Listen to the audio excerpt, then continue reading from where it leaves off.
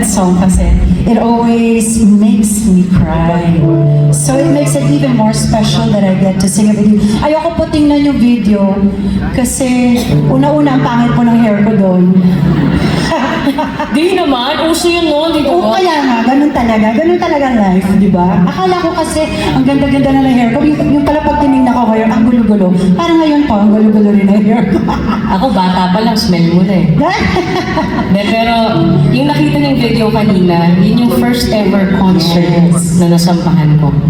And, you know, I'm really glad na kahit mga last year lang yun. Kailan lang yun? Ako nga eh, Parang mga isang buwan lang. parang 10 years ago lang yun. Hindi, but sobrang thank you for giving me the chance to actually step on the concert stage at that age. And honestly, hindi ko alam na ako rin pala ay magko-concert. Hindi ko rin alam na magiging singer pala ako kasi narinig niyo naman yung boses ko kanina, di ba? Parang, ha? Ano? Paano naging singer yun? Pero thank you sa tiwala and sa years of friendship that we've built. Sabi ko nga po, syempre, si Ice, nung bata pa lang siya, very, very funny. You guys agree, right? Very funny, very cute.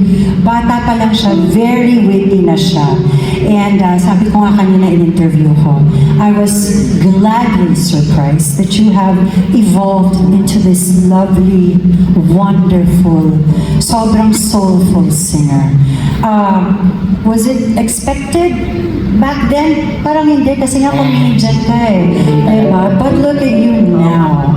You have become Ice. This is it. And we are very, very proud of you. You've gone around. Please keep singing because you have touched so many hearts, so many lives just through your songs and your music.